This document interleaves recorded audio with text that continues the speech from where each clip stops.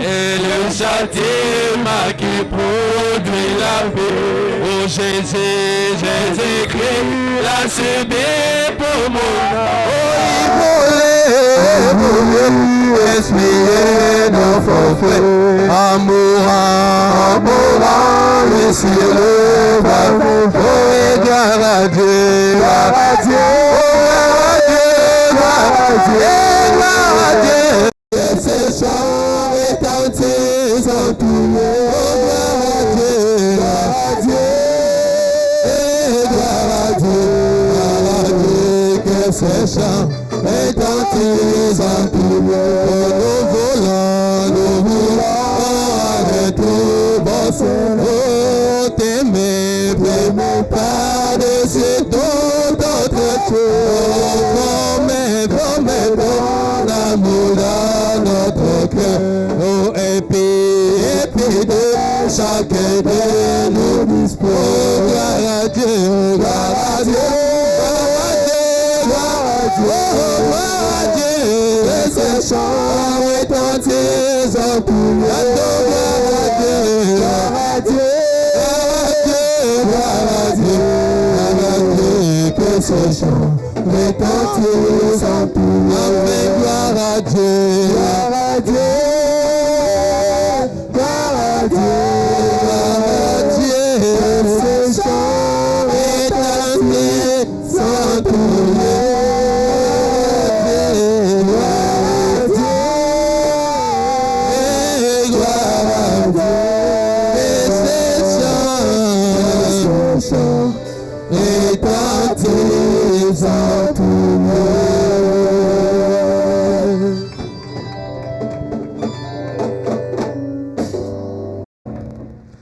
Est-ce que nous pouvons acclamer encore très fort pour la gloire du Seigneur Jésus?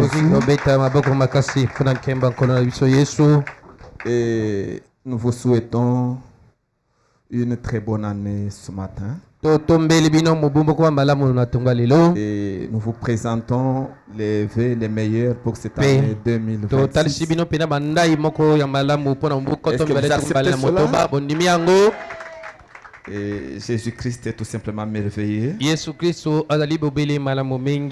nous a introduits dans cette nouvelle année. Et que nous déclarons être une année de grandes réalisations. De grandes actions. Du côté financier,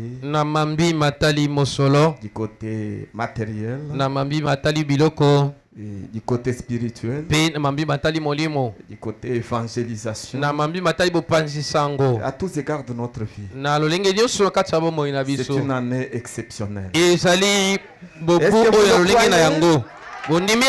Oui, il est le souverain sacrificateur de notre confession.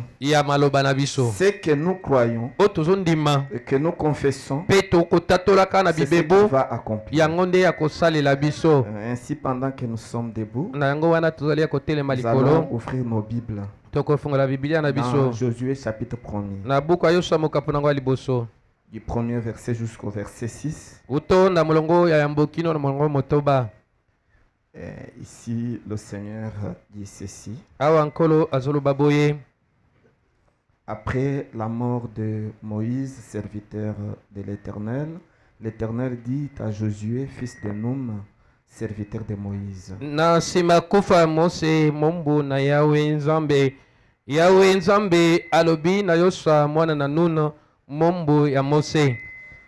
Moïse, mon serviteur, est mort.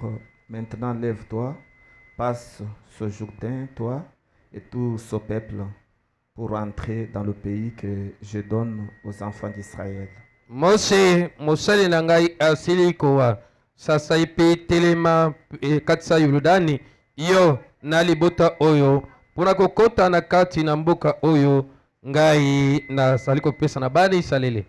Tout lieu que foulera la plante de votre pied, je vous le donne comme je l'ai dit à Moïse.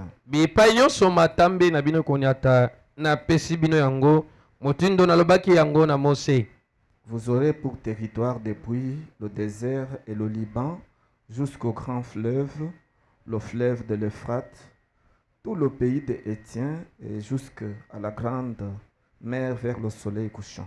Mabele na bino yango ikobanda kobanda biliki pe na biliki ya Liban pe na ebale Efrata ebale monene oyo ya Besien pe kino na mbu monene kokendaka epai mwese elalaka. Nul ne tiendra devant toi tant que tu vivras. Je serai avec toi comme j'ai été avec Moïse. Je ne te délaisserai point, je ne t'abandonnerai point. Moko te akotelema liboso na yo ntango nyonso oyo okozala na bomoi nakozala elongo na yo mpela moko ezalaki ngai elongo na Mose ndakobwakisa yo soko moke te nakotika yo soko moke te. Fortifie-toi et prends courage car c'est toi qui mettras ce peuple en possession du pays que j'ai juré à leur père de leur donner. Ye tia makasi pe mpiko Zambi ezali yonde muto okota libota oyo na mabele epai wapi ngai nalapaki ndai na batata na bango ete nakopesa bango. Nous allons prier. Seigneur Jésus, nous avons lu cette écriture tirée de la Bible. Nous voulons que tu puisses descendre pour nous donner le contexte et l'inspiration et l'onction nécessaire pour que cette écriture devienne vie et esprit. Que cela se matérialise dans le cœur de chacun de nous ce matin. Que nous ne puissions pas quitter ce lieu tel que nous sommes venus, mais que nous puissions être transformés, car ta parole a la puissance pour la transformation. Daigne pardonner nos fautes, Seigneur. Associe-toi à nous pour rendre cette réunion valeureuse, car nous le demandons ainsi dans le nom précieux du Seigneur Jésus-Christ. Amen. Ok, veuillez vous asseoir. Et ce matin, nous allons encore revenir sur le petit sujet que nous avions intitulé les œuvres qui accompagnent notre foi. Na tongo lelo tokozonga na mokonza na biso oyo wapi tosili kobyanga bamisala oyo etambolaka elongo na kondima. Puisque la foi est évidente. La prière, le jeûne, ce sont les choses que nous faisons pour trouver la grâce de Dieu. Mais le prophète montre qu'il y a certaines choses qui doivent accompagner. Qui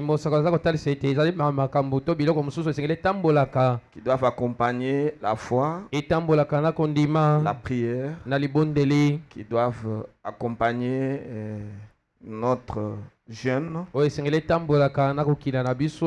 pour que nous puissions voir notre désir être accompli. Parce que comme nous l'avons lu autrefois, c'était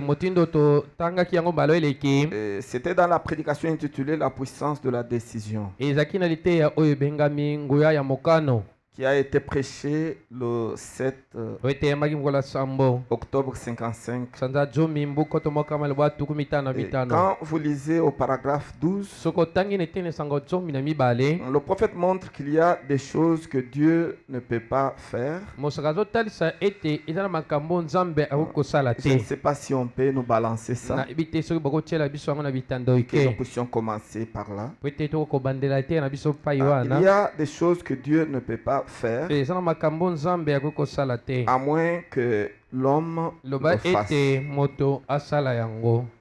Voyez, il dit ça, il y a, eh bien, les gens, je leur ai présenté le signe au lieu de prier pour les malades. Et j'ai remarqué pendant tout ce temps comment le Saint-Esprit, suivez. Savez-vous qu'il y a des choses que nous devons faire que Dieu ne peut pas faire, à moins que nous les fassions? Saviez-vous cela? Voyez, il y a des choses que Dieu ne peut pas faire. À moins que nous les fassions. Écoutez, nous sommes les sarments. Il est le cep. Mais le cep ne peut pas porter les fruits. Ce sont les sarments qui portent les fruits. Est-ce vrai? Et le prophète répond bien. Il dit, il donne de l'énergie. Mais c'est nous qui devons accomplir le travail. Le prophète pose la question, comprenez-vous ce que je vais dire? Donc Dieu donne de l'énergie et c'est nous qui devrons accomplir la chose.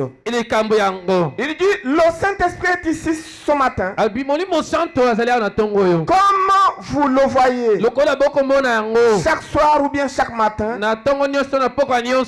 il vous connaît. Mais le seul moyen qu'il a pour parler, c'est par nous. Et le prophète pose la question, est-ce vrai? Écoutez, il dit, nos mains sont ses mains. Et nos yeux sont ses yeux. Voyez, c'est comme ça que les choses se font. Donc Dieu, il y a des choses qu'il ne peut pas faire.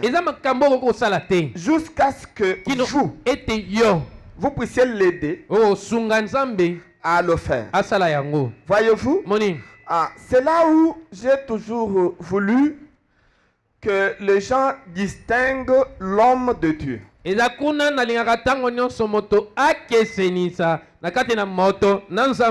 Parce que Dieu, c'est le cep, c'est l'énergie. Et les hommes, ce sont des sarments. Maintenant, ce sont les sarments qui produisent les actions. Voyez-vous? Mais les sarments ne peuvent pas produire les actions par eux-mêmes. Mais il faut que le cep puisse les influencer. Voyez-vous? Parce que Dieu, c'est de l'énergie. Et c'est de l'électricité. Et le prophète montre que si vous comprenez la loi de l'électricité, vous comprendrez très bien comment Dieu agit. La loi de la divinité. Voyez-vous, Dieu c'est de l'énergie. Et vous ne pouvez pas le voir. Vous pouvez le sentir, mais vous ne pouvez pas le voir. Personne n'a jamais vu l'électricité. Tout ce que nous voyons, ce sont les conséquences de l'électricité. Voyez, et vous pouvez toucher, vous sentez l'électricité, mais vous ne verrez pas ça. Mais même celui qui a trouvé, qui a découvert l'électricité n'a jamais vu l'électricité. Voyez, c'est invisible. Voyez-vous, et le prophète montre que l'électricité se trouve partout, même dans son bâtiment. Il y a de l'électricité partout. Mais le problème, c'est la canalisation. Maintenant, il faut que cette électricité soit canalisée. Si l'électricité n'est pas canalisée, ça ne peut pas produire l'effet. Voyez-vous? elle sera là, mais elle ne produira pas de feu. Il n'y aura pas de lumière. Les matériels ne vont pas fonctionner. Les micros ne vont pas parler. Mais il faut canaliser. Il faut créer ce qu'on appelle le circuit électrique. Maintenant, c'est le circuit électrique qui fait circuler l'énergie électrique pour que cette énergie produise les effets, que ça produise la lumière, que ça puisse faire fonctionner le congélateur, que ça puisse faire fonctionner les instruments de l'église. Voyez, il faut que ça soit canalisé. Maintenant, il faut toujours distinguer l'électricité du circuit électrique. Le circuit électrique, c'est une chose, et l'électricité en est une autre. Voyez, l'électricité, c'est Dieu lui-même. C'est Elohim le fort. C'est Melchisedec. Il n'a pas de débit. Il n'a pas de fin. Il n'a jamais été créé. Il est celui qui existe par lui-même. Et le prophète dit que son nom, c'est le Seigneur Jésus-Christ. Voyez, il est le Dieu de l'univers. Voyez-vous, mais ce Dieu de l'univers, pour accomplir les choses sur la terre, il a besoin du circuit électrique. Il a besoin des hommes. Voyez-vous, c'est pourquoi le prophète a déclaré que je ne suis pas l'énergie électrique, mais je suis le fil à travers lequel l'énergie électrique circule. Voyez-vous, c'est comme ça. Il y a la différence entre le fil et l'énergie. Maintenant, écoutez, maintenant les deux choses se compénètrent et interdépendent. Voyez-vous, le circuit électrique sans l'énergie, c'est inutile. Ça ne fera rien. C'est pourquoi Frère Branham disait toujours que si je pouvais réunir les gens et que le Seigneur Jésus-Christ ne vient pas dans cette réunion-là, vaut mieux congédier les gens et m'en aller. Parce que la réunion n'aura pas de valeur. C'est lui qui donne la valeur aux réunions de Frère Branham. C'est la présence du Seigneur. Parce que c'est lui qui est l'énergie. Et Branham est le fil électrique qui conduit l'énergie et qui produit la lumière. Voyez-vous, ça produit la lumière. Et gardez ça comme ça. Voyez-vous, il y a l'énergie et il y a le fil électrique. Et l'énergie, c'est Dieu lui-même. Et le fil électrique, c'est l'homme. C'est son prophète. Le prophète dépend de Dieu.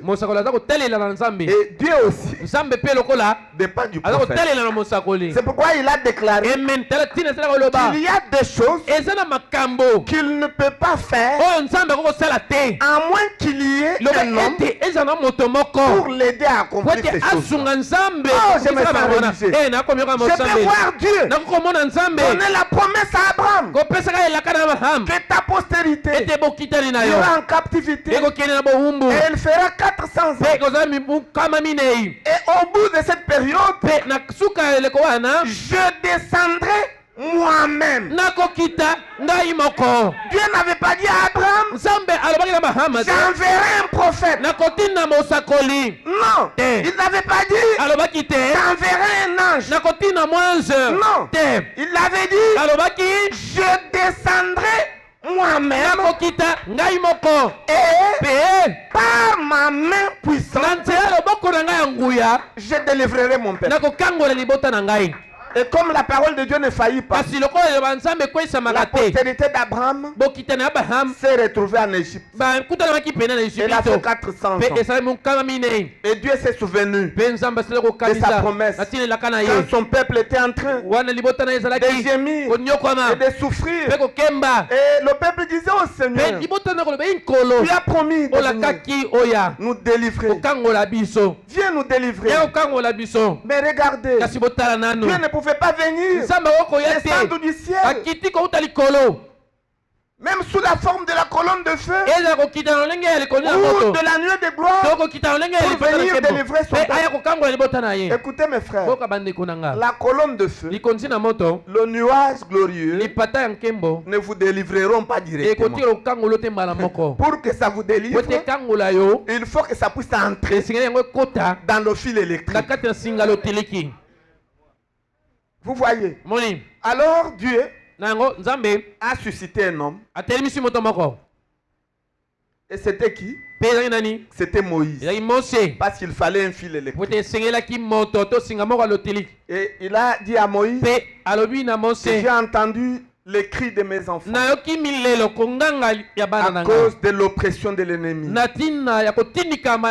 je suis descendu pour les délivrer. Mais écoute, je ne peux pas y aller comme ça. Mais je t'envoie toi. C'est moi, je suis de l'énergie. Mais c'est toi qui es le canal à travers lequel je vais agir pour délivrer son peuple. Voyez? Et Moïse a fait 5 minutes avec Dieu dans le buisson ardent. Et puis l'énergie est entrée en Moïse. Et Moïse a eu le courage de descendre en Égypte. Et il arrive là. Il dit à Pharaon, libère mon peuple. Et il ne disait même pas, libère le peuple de Dieu. Non. Il disait, Pharaon, libère mon peuple. Voyez-vous? Et le prophète dit que le peuple était libéré. Maintenant, regardez. J'ai toujours posé cette question-là. Qui avait libéré le peuple? Et c'était Moïse ou bien c'était Dieu? Qui avait libéré le peuple? C'était Moïse ou bien c'était Dieu? C'était Moïse? C'était Dieu? Vous voyez? Donc c'était Dieu, mais à travers de Moïse. Vous voyez? Parce que les deux doivent être mis ensemble pour produire l'effet. L'homme et Dieu doivent être mis ensemble pour produire l'effet. Et quand l'effet est produit, ne confondez pas l'énergie et le fil électrique. Ne confondez pas. Distinguez-les, mais ne les séparez pas. Puisque l'énergie sans le fil électrique, ça ne marche pas. Et le fil électrique sans l'énergie, ça ne marche pas. Il faut que les deux soient ensemble. Voyez-vous, c'est comme ça que les choses se font. Mais distinguez-les. Voyez-vous, c'est ce que Dieu a produit tout le temps. C'est ce qu'on appelle le mystère de Dieu. C'est ce qu'on appelle le mystère de la piété. Dieu est invisible. Il restera toujours invisible. Mais si vous voulez voir la présence de Dieu, surveillez les fils électriques. Surveillez les hommes. Quand Dieu vient sur la terre, il viendra toujours par la voie d'être un homme.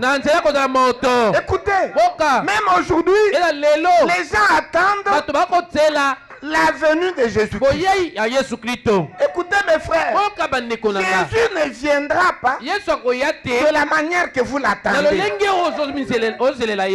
Non, le prophète montre que quand Jésus reviendra, il viendra par la voie d'être un prophète. Voyez-vous, surveillez le prophète. Parce que quand Jésus vient, il viendra par la voie d'être un prophète. Parce qu'il a déclaré que de la même manière qu'il était parti, il reviendra de la même manière. Voyez, il était parti comment? Il était un homme. Et ensuite, il était englouti par le nuage. Et puis il a disparu. Quelques jours après, Paul l'a rencontré sur le chemin de Damas. Et cette fois-ci, ce n'était plus un nuage blanc, mais c'était la colonne de feu. Et après, la colonne de feu a disparu. Et il a fallu 2000 ans pour que la colonne de feu revienne. La colonne de feu n'apparaissait plus. Où était-il parti? Dieu, Jésus-Christ, était redevenu l'esprit invisible. Voyez-vous, il a envoyé des messagers. Il a envoyé Paul, Irénée, Martin, Colomba, Luther, William Branham. Et tout en étant esprit. Voyez-vous, il a fallu attendre le 6 avril 1906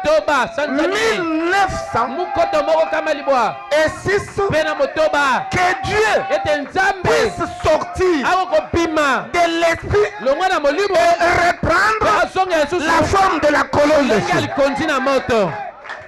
Au-dessus du berceau où était né Branham. Qu'est-ce que c'est que ça? C'est la condescendance de Dieu. C'est Jésus qui revient. Comme il était parti, il revient de la même manière. Il commence par l'esprit. De l'esprit, il prend la colonne de feu. Voyez, et il influence son prophète. Son fil électrique. Voyez, l'énergie influence le fil électrique. Voyez-vous, et il est resté comme ça pendant un temps. Et puis arrivé en 1963, il devrait descendre davantage. Et cette fois-ci, de la colonne de feu à la nuée. C'est ce qu'il a fait sur la montagne du soleil couchant. Ce que vous voyez là, c'est le nuage blanc. En réalité, c'est la colonne de feu, mais qui a changé de forme. Pourquoi? Parce que ici, c'est la nuit. Mais là-bas, c'est le nouveau jour. Alléluia. C'est quand le 7e saut est ouvert, un nouveau jour apparaît dans le ciel d'Arizona. Oh, je me sens religieux. Et aujourd'hui, les choses anciennes sont passées et toute chose est devenue nouvelle. Le 7e saut est ouvert de la colonne de feu au nuage blanc. Voyez, est-ce qu'il s'est arrêté là-bas? Non. Parce qu'il devrait descendre vers son fil électrique.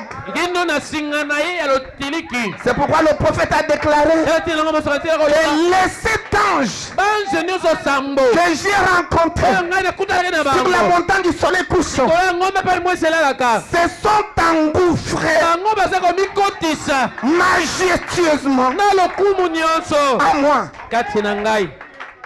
Où est partie la nuée? La nuée n'était pas restée dans les airs. Écoutez l'Istadernat, chassez l'incrédulité de votre cœur. La nuée blanche est entrée dans Branham. Et Branham est descendu à Jefferson Posile et il a brisé les seaux. Et il a dit à l'assistance, je viens de la présence de Dieu. Je suis venu ici pour briser les seaux. Pour qui? Pour Dieu. Vous voyez?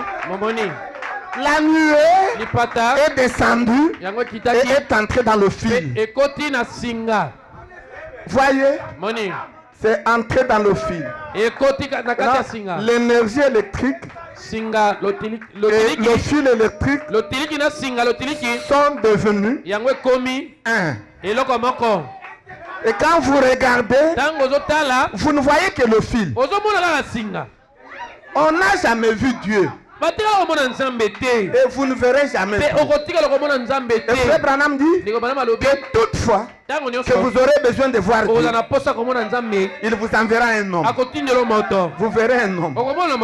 Vous ne verrez pas Dieu. Maintenant, soyez attentifs de distinguer l'homme de Dieu. Parce que Dieu, c'est l'énergie qui est à l'intérieur.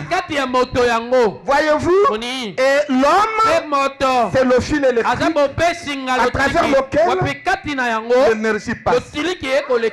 Et quand il faut adorer, n'adorez pas le fil. Quand il faut adorer, adorez l'énergie. C'est pourquoi ici au liste nous n'avons qu'un seul objet d'adoration. C'est l'énergie électrique. Le Seigneur Jésus-Christ, lui et lui seul. Mais nous croyons que ce Jésus-là que nous adorons a tabernaclé dans Branham. C'est un ordre. Et il ne s'est pas arrêté là. Il a tabernaclé aussi dans le cœur de chacun de nous. Voyez, c'est comme ça. C'est comme ça. Distinguez-les, mais ne les séparez pas.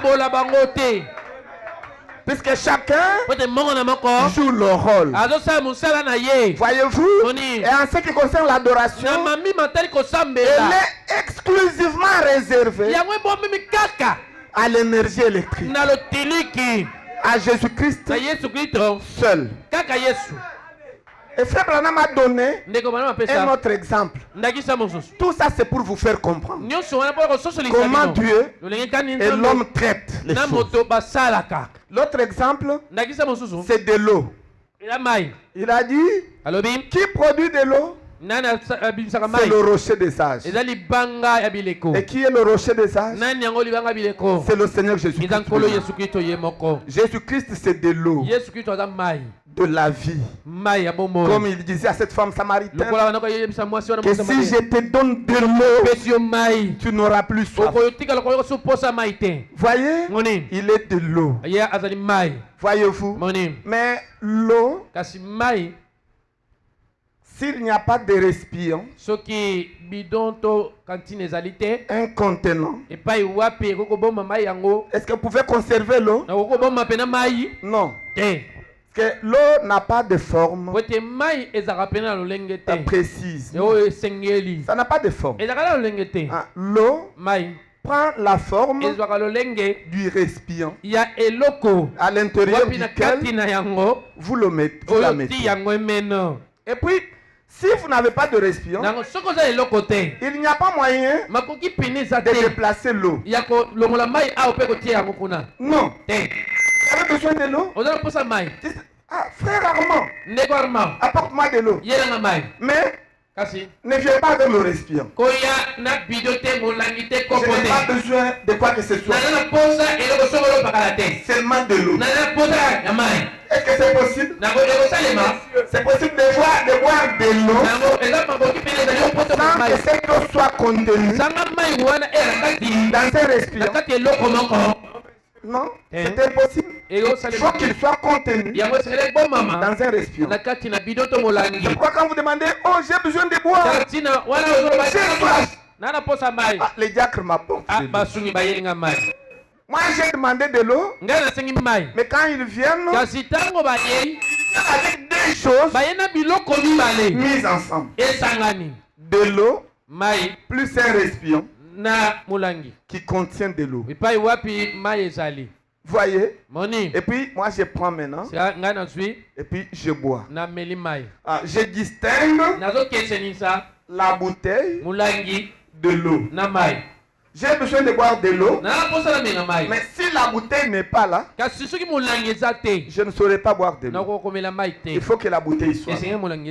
Voyez? Et le prophète dit que Jésus-Christ, c'est l'eau de la vie.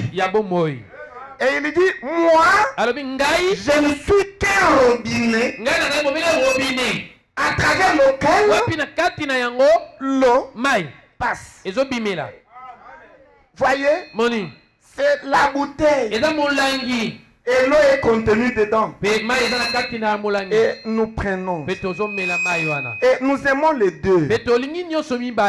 C'est là où nous sommes mal compris. Parfois ici au tabernacle, il y a des gens qui essayent de nous critiquer pour dire que là-bas, ce sont les adorateurs de Branham en secret. Non, nous n'adorons pas Frère Branham. Nous adorons de l'eau. Le Seigneur Jésus, car c'est lui l'alpha et l'oméga, c'est lui le premier et le dernier, c'est lui le créateur de toutes choses. William Branham, c'est la bouteille qui contient cette eau. Et pour boire de l'eau, je dois recevoir la bouteille. Oh, c'est pourquoi la Bible dit que la personne qui recevra, c'est lui que j'envoie.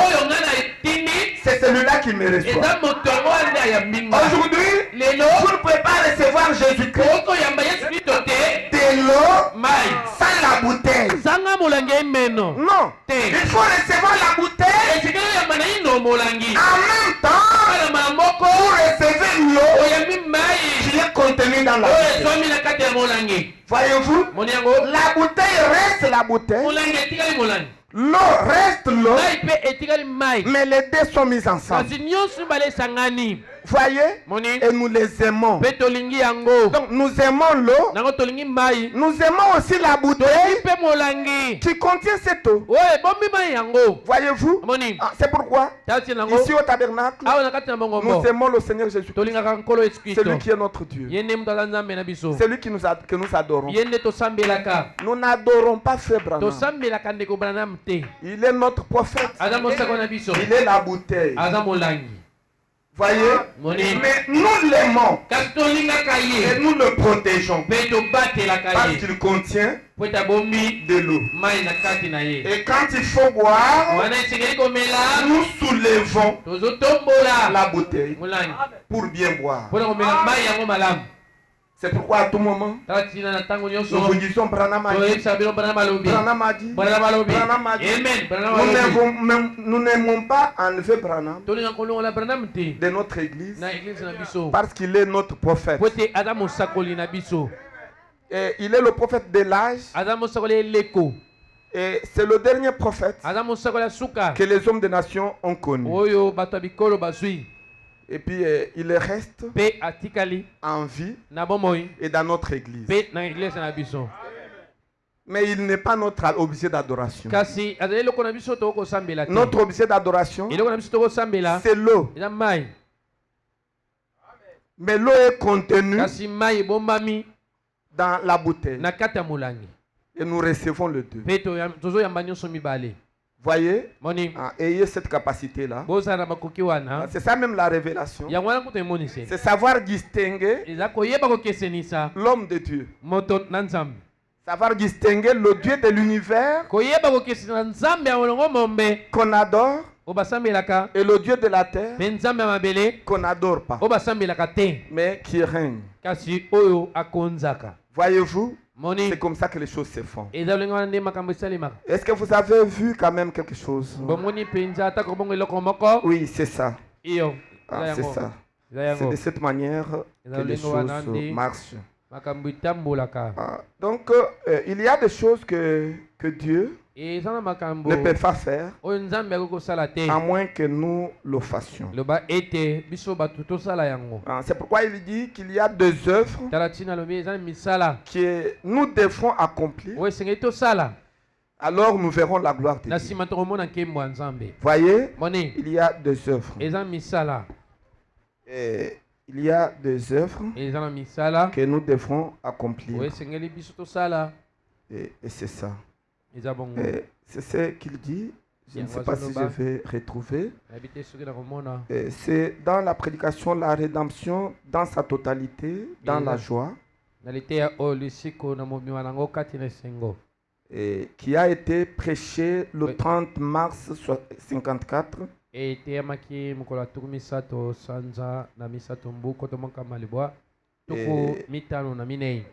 Nous allons directement au paragraphe 27.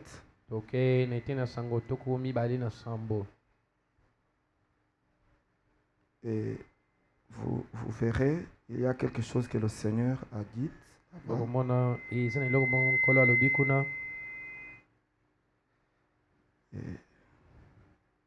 Est-ce que vous y êtes? Ok, nous pouvons directement lire là-bas. Il dit, et puis, il y en a beaucoup parmi vous, mes amis, qui prient, qui jeûnent, mais qui ont peur de prendre possession de ce pourquoi ils prient. Et Branham dit c'est vrai. Il pose la question, voyez. Donc il y a des gens, ils prient, ils jeûnent, ils ont la foi, mais ils n'arrivent pas à obtenir la chose pour laquelle ils ont prié, ils ont jeûné, pour laquelle ils ont la foi. Voyez, c'est vrai. Eh bien, le prophète dit, ça ne vous avancera à rien de gêner et de prier, à moins d'avoir les œuvres qui accompagnent ça. Voyez, vous avez prié, c'est bien. Vous avez jeûné, c'est bien. Mais il faut qu'il y ait des œuvres qui accompagnent votre prière, qui accompagnent votre foi, qui accompagnent votre jeûne. Il dit, vous aurez beau avoir toute la foi possible, ça ne vous fera aucun bien,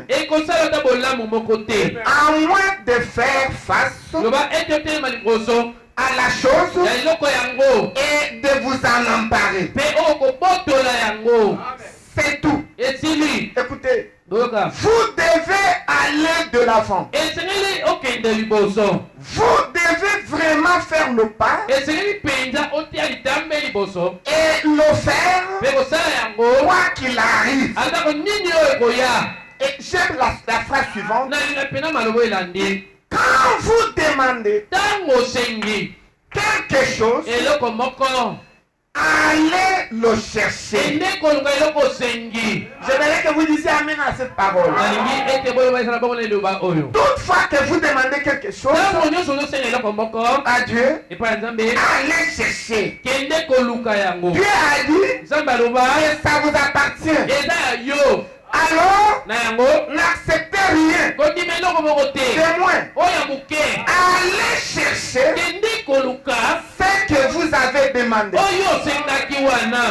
Faites ça et voyez le résultat. Vous voyez? Donc, vous demandez quelque chose à Dieu, il faut aller chercher. Parce qu'il faut qu'il y ait des œuvres qui puissent accompagner votre foi. Voyez? Il faut qu'il y ait des œuvres. Ah, c'est ça.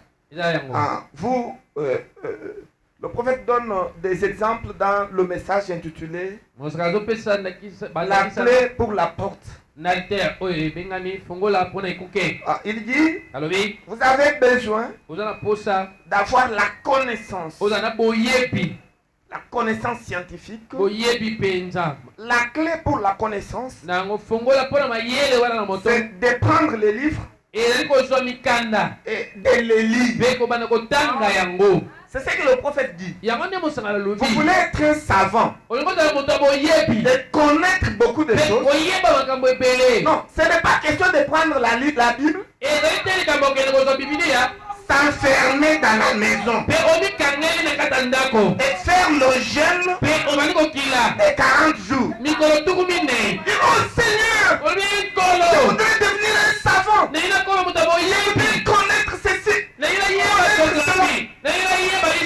Branham dit, malgré votre prière, malgré votre jeûne, malgré votre foi, vous n'aurez pas de connaissance. Pour avoir la connaissance, prenez les livres, lisez-les.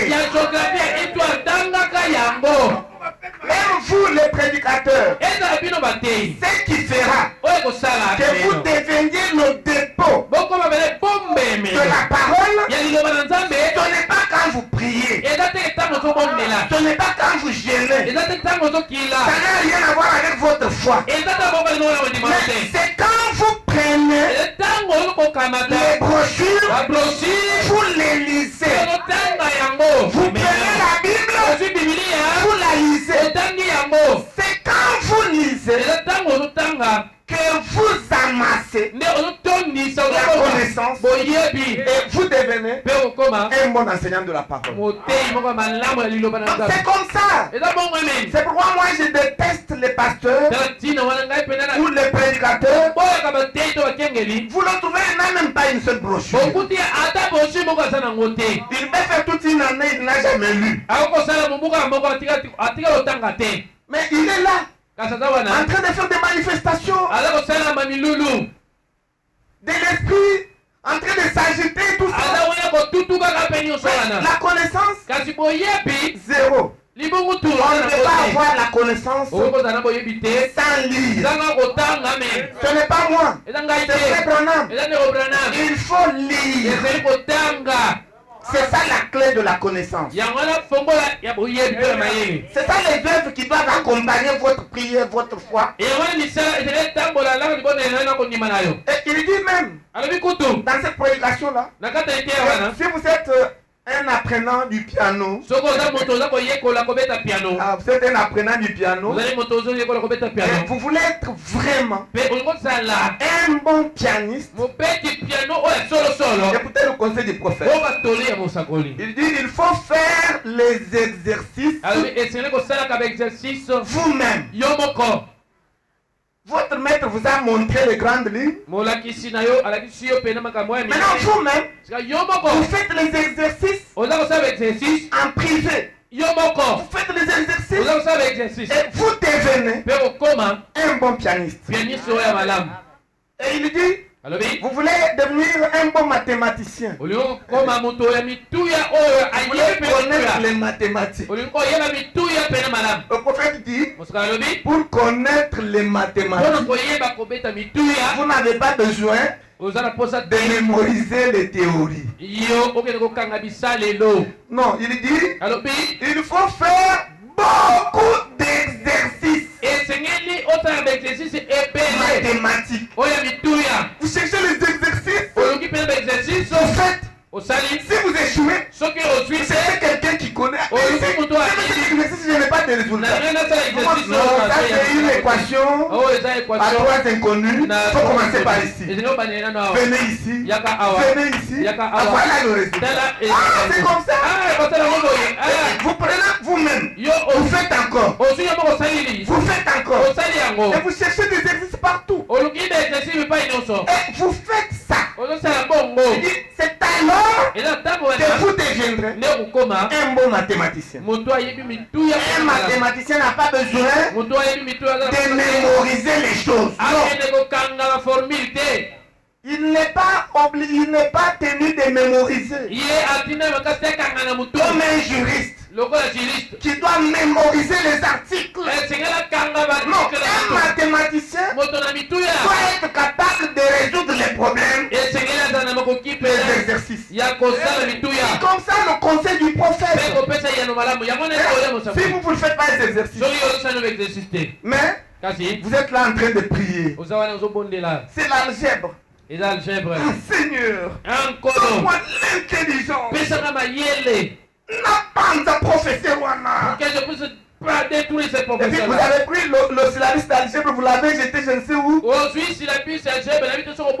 vous n'avez fait aucun effort de chercher les exercices pour les appliquer. Et vous lisez un chapitre qui est un théorème.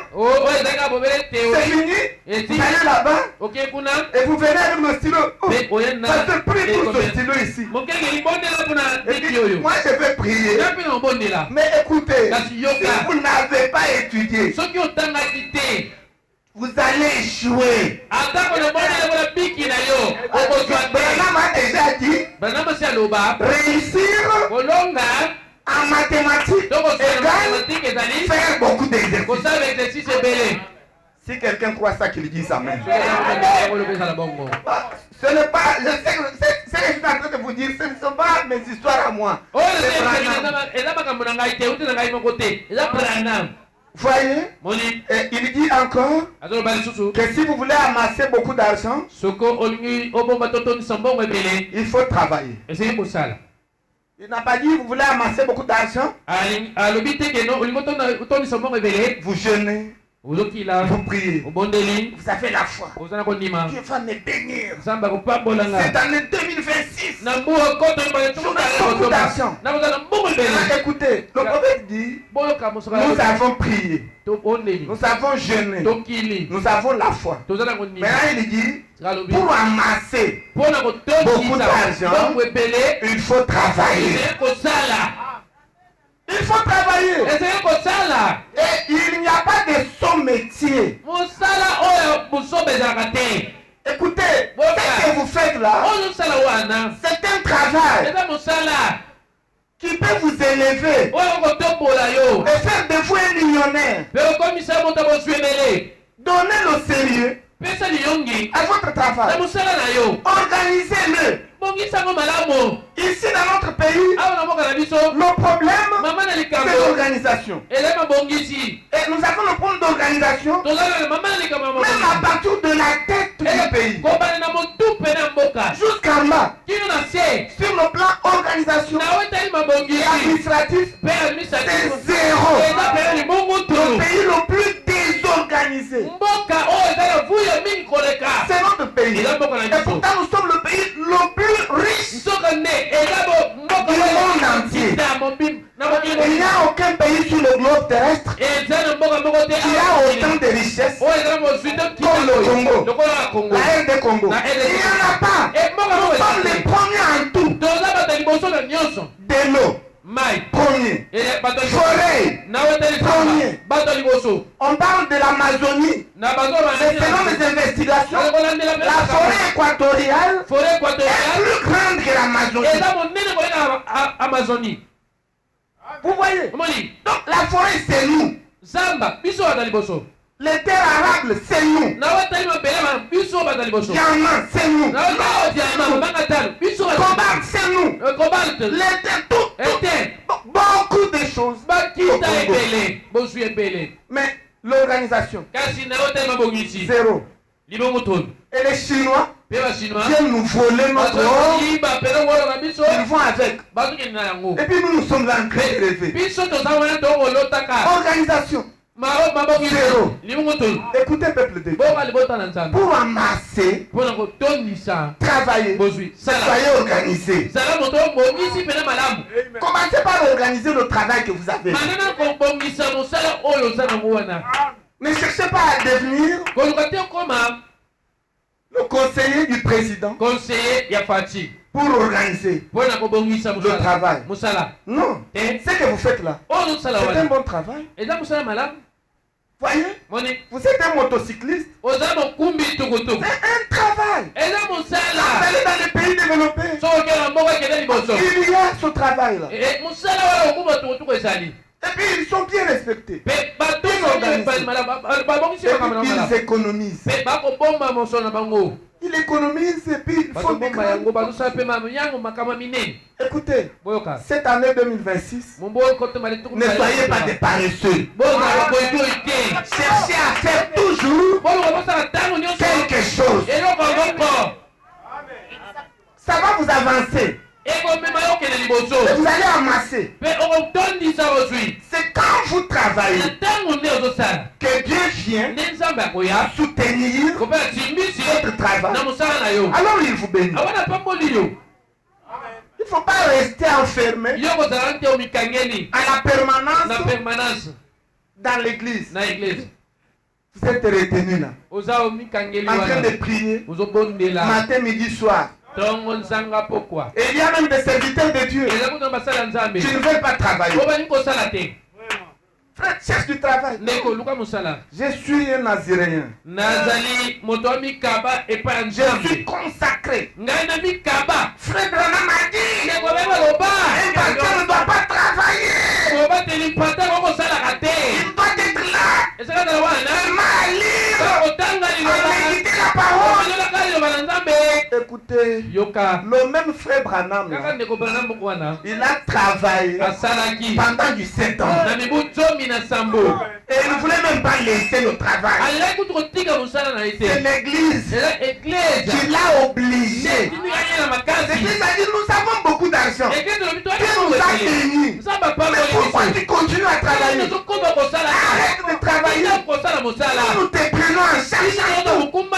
Parce que l'église avait déjà beaucoup d'argent. Mais avant cette période-là, il travaillait. Il a travaillé à la société d'électricité aux États-Unis. Et il a travaillé comme garde de chasse. Voyez, il avait travaillé dans 3 sociétés. Le prophète. Maintenant, qui êtes-vous? Vous êtes plus spirituel que le prophète. Et vous êtes là, au lieu de travailler, vous attendez seulement les dîmes et les offrandes. Voyez, et quand on ne donne pas, vous allez derrière les gens. Toi, tu n'as pas payé ta dîme. Oh. Travailler. Et quand l'église aura suffisamment de moyens, et arrêter de travailler, et rester seulement en train d'évangéliser. C'est un ordre. Le travail vous permet d'amasser. Voyez-vous, et de faire vos projets.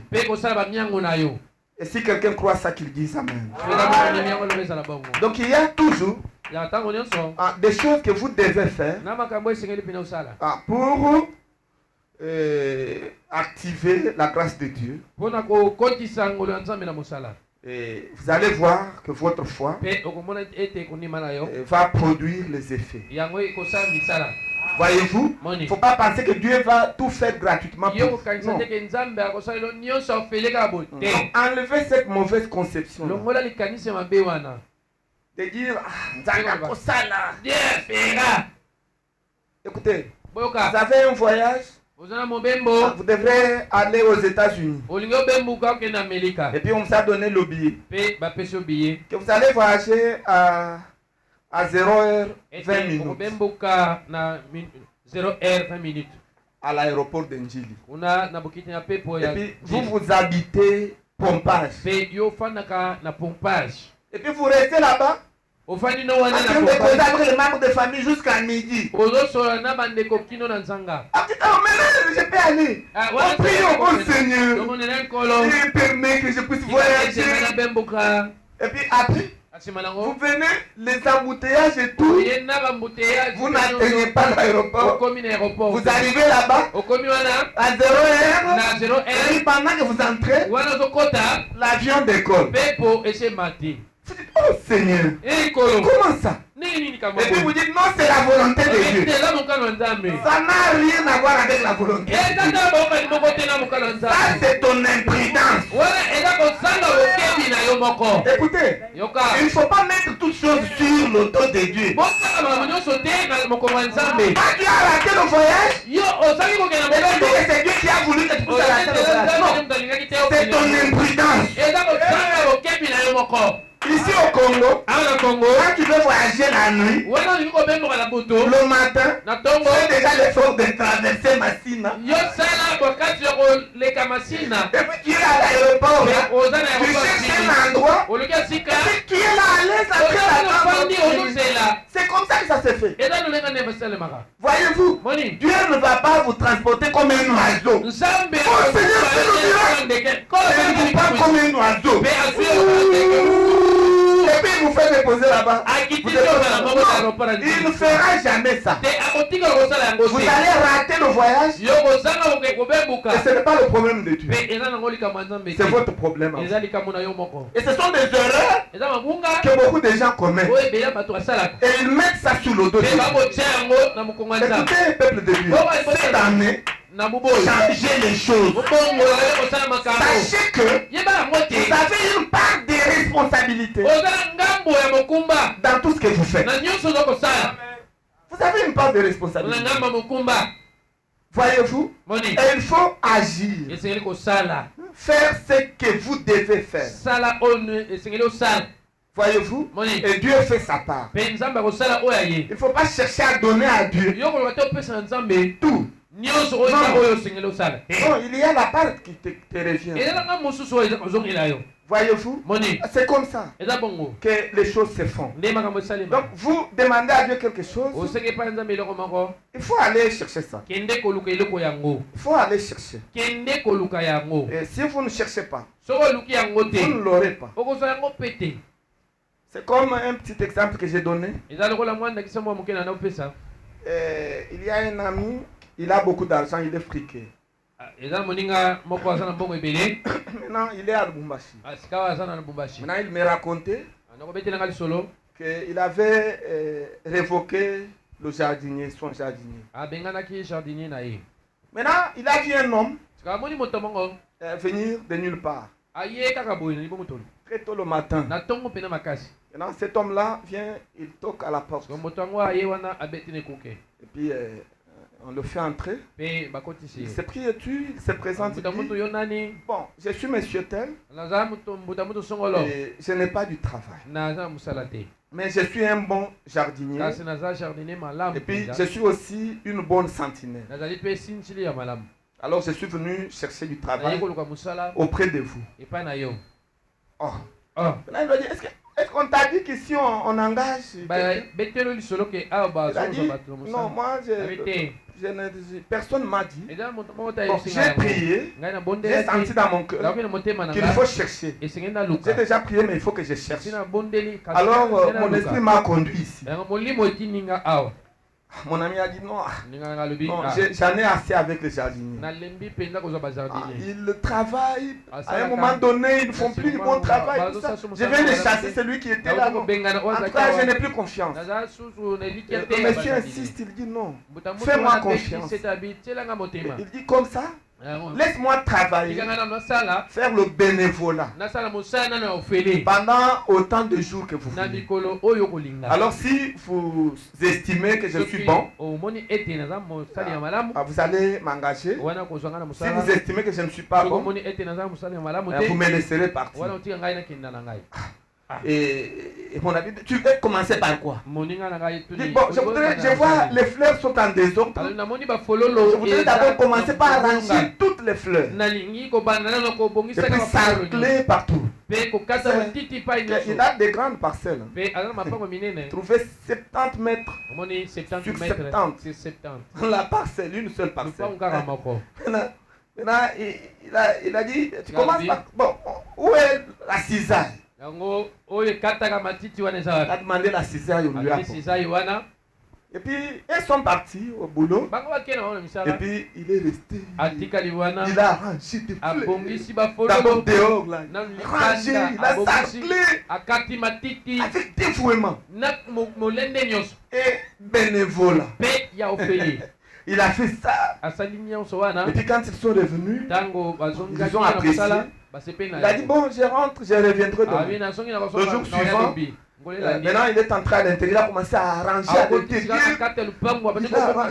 Ces choses sont en dessordre, il l'a enlevé. Il a mis. Il est là, maintenant où se trouve le dépôt. Le dépôt, c'est là-bas. Le magasin, c'est là-bas. Il a mis chaque chose en ordre. Et puis, la parcelle est devenue très propre. Très propre. Et il a même déplacé les véhicules qui ne marchaient pas. Il les a placés dans un coin de manière propre. Voyez, il a tout mis en ordre. Et puis le deuxième jour là, il est parti. Vous savez, le troisième jour, il vient comme ça.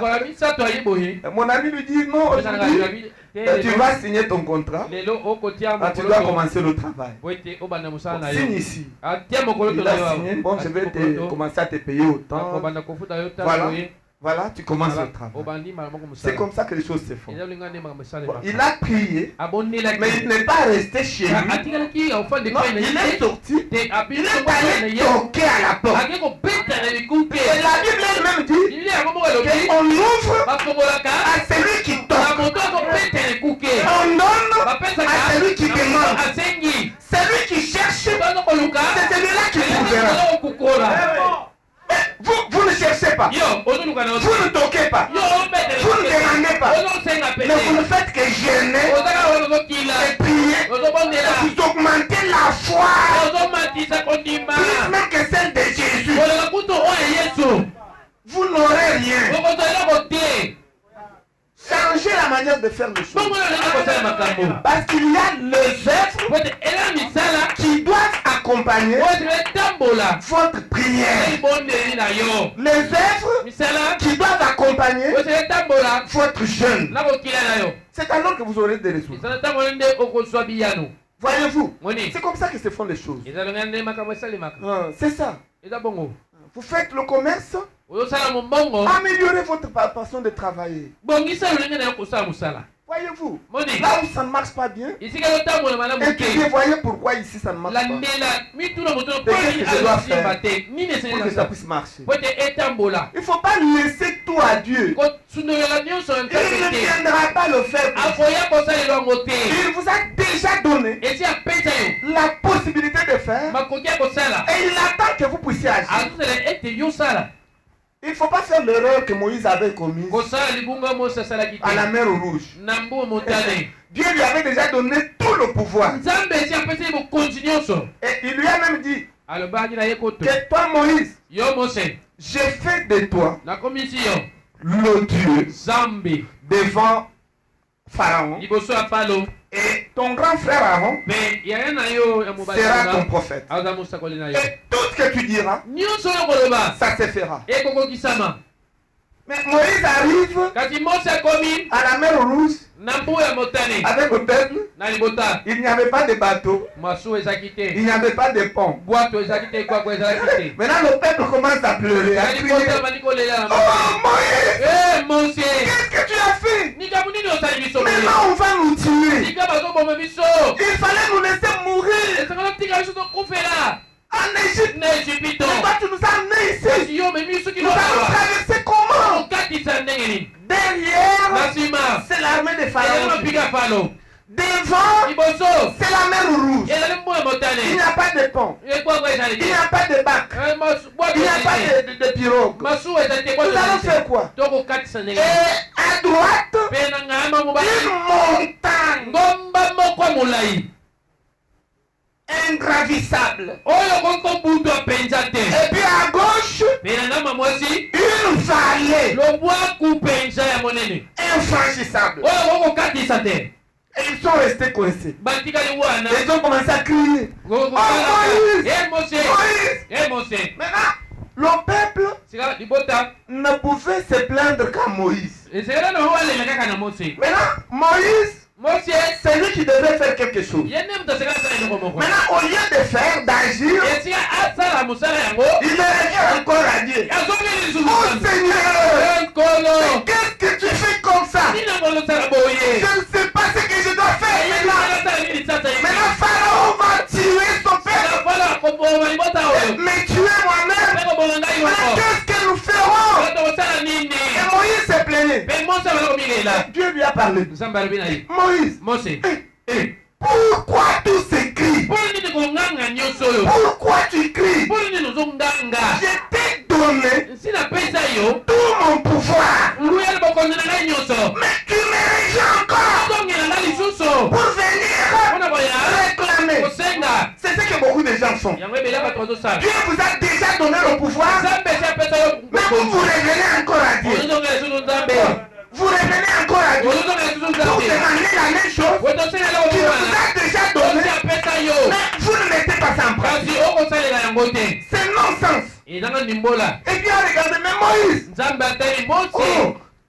as tout. J'ai fait de toi, Dieu, tout ce que tu diras, ça s'accomplira. Est-ce que tu as déjà fait quelque chose sans que cela ne se réalise? Moïse a dit non. Mais pourquoi tu as peur de la mer rouge? Oh, peuple de Dieu, n'ayez peur de rien. Cette année 2026, c'est une année de grande réalisation. Vous êtes devant la mer rouge, sachez que le pouvoir est en vous. Voyez, et vous êtes capable. Parce que Dieu travaille à travers de vous. Et Dieu a dit à Moïse, moi je ne peux plus rien faire. Tout j'ai mis en toi. Alors ce que tu dois faire, bon, étends ton bâton là. Tu as quoi? Ton bâton? Étends ton bâton. Et puis Moïse a pris son bâton qu'il avait là. Il a étendu comme ça. Quand il a étendu comme ça, la mer s'est fendue en deux. Et puis ils ont traversé à pied sec.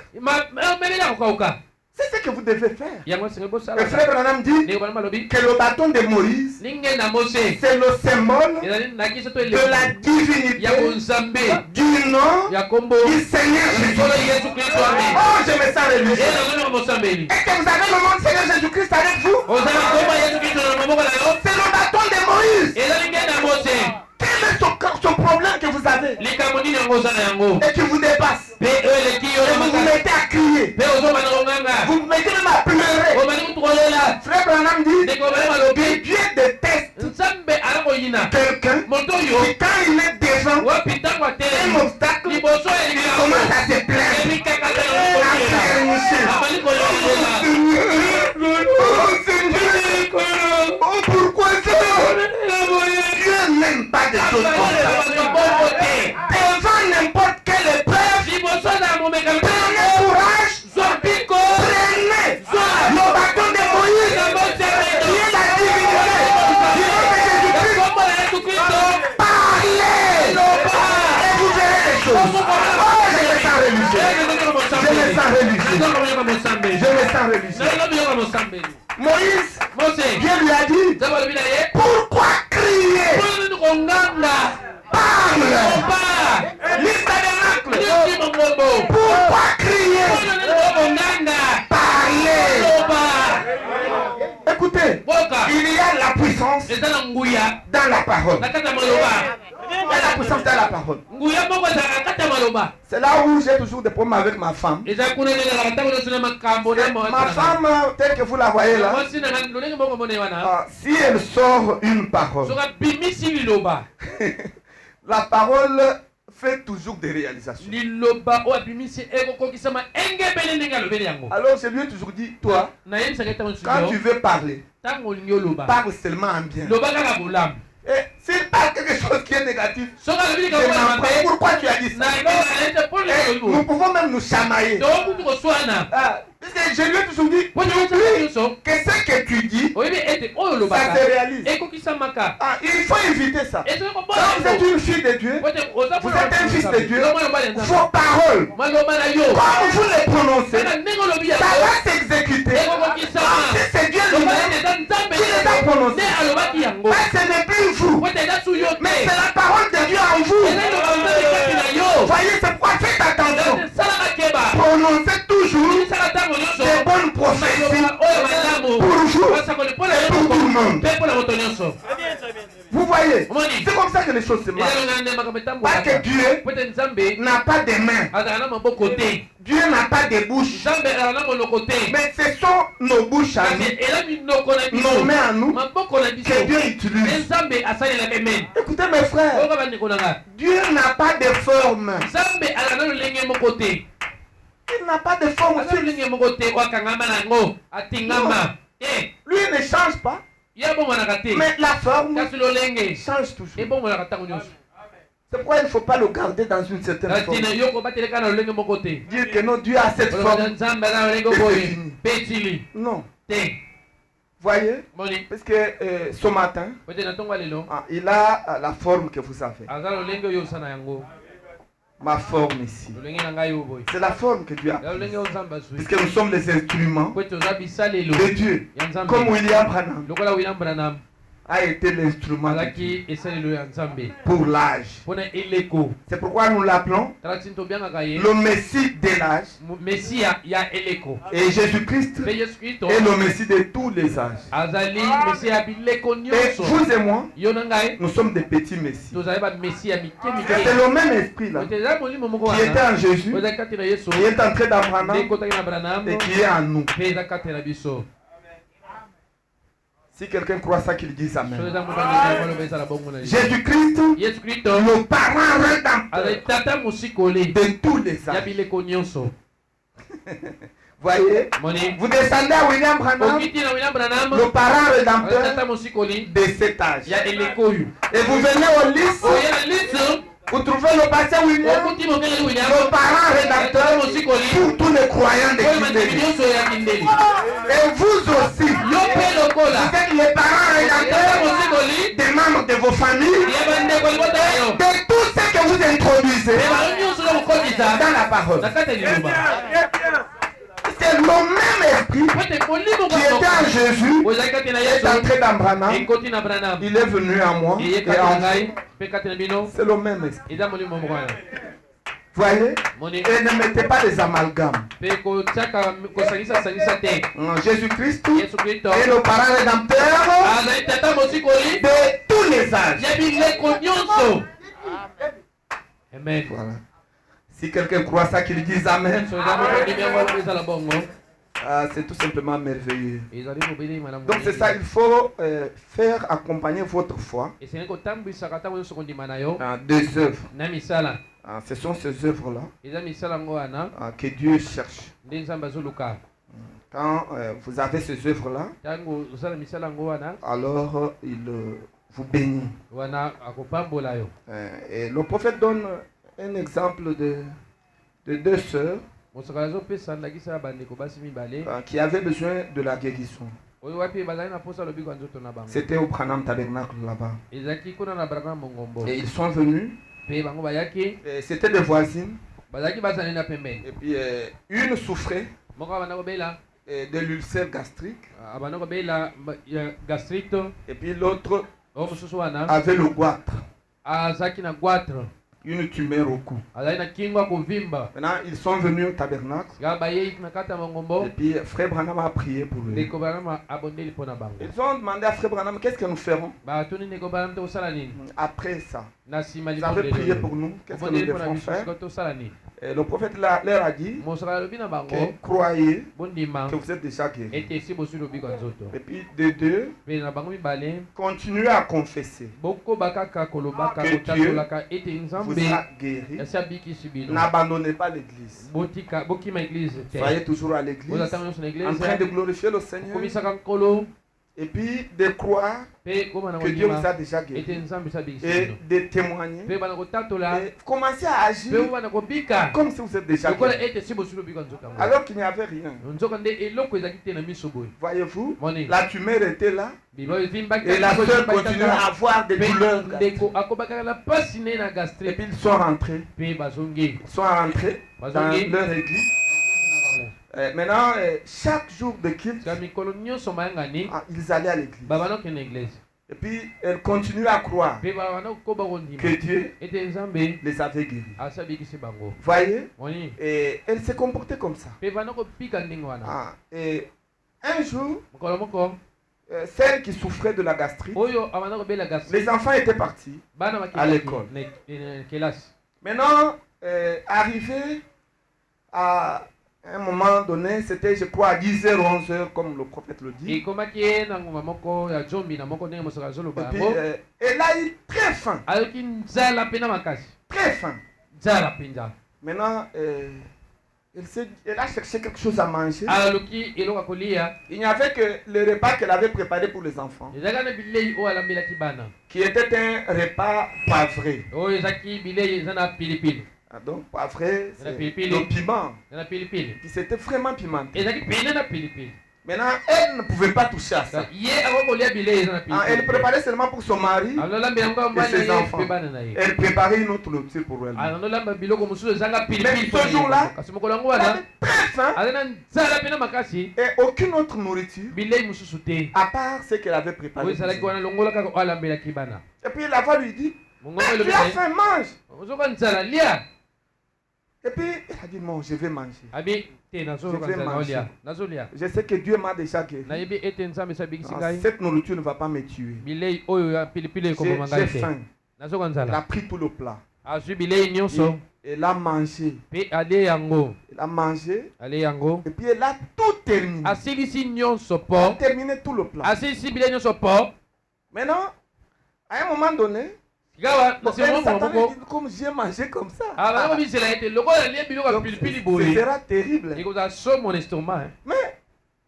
elle reste là, elle prend de l'eau, elle se sent très bien, très rafraîchie. Et toutes les douleurs qu'elle avait ont disparu. Elle était complètement guérie. Et puis elle était en train de chanter les cantiques. Et puis elle s'est mise à chanter encore davantage. Elle s'est dit, je dois aller témoigner à mon ami avec qui le prophète a prié pour nous. Et puis elle s'est mise en route pour aller chez sa voisine là. Maintenant, pendant qu'elle s'approchait de la parcelle, elle entend là-bas, alléluia, gloire à Dieu. Les gens chantaient, et puis elle s'approche. Qu'est-ce qu'il y a? Ton ami vient, l'embrasse. Chérie, vous voyez là, le goitre pour lequel le prophète avait prié, ça a disparu.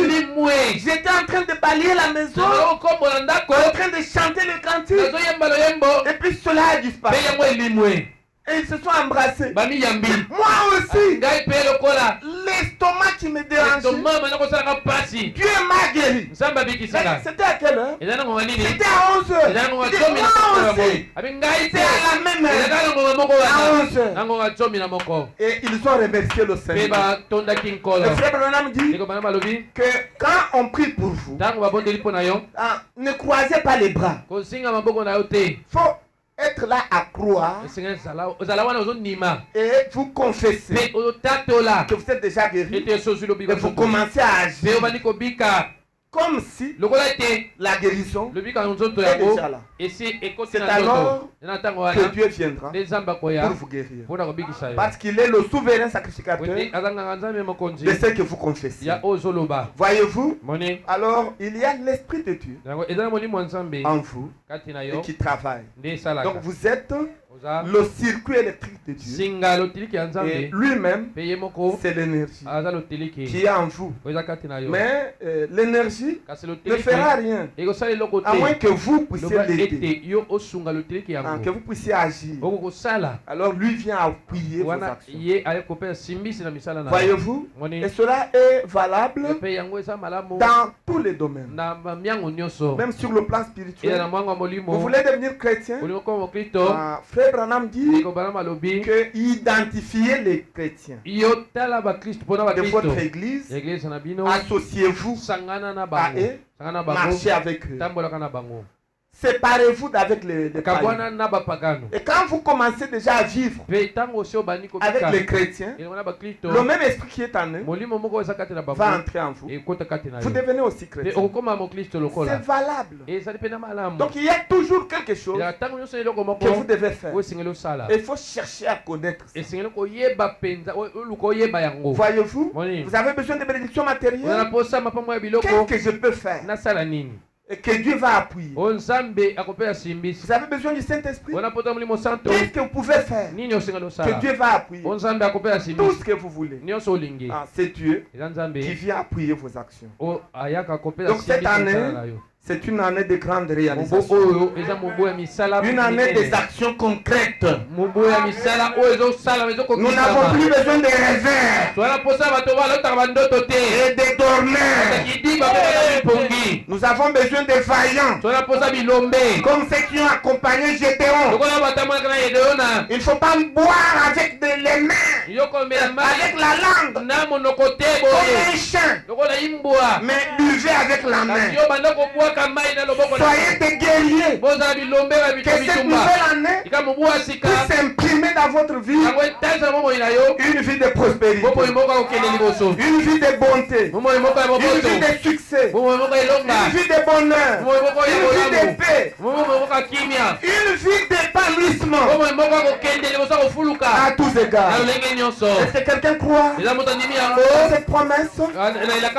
Que Dieu vous bénisse. Que Dieu vous bénisse. Que Dieu vous bénisse. Et nous allons nous tenir debout. Nous allons nous tenir debout pour chanter pour la gloire du Seigneur Jésus. Avant de prier.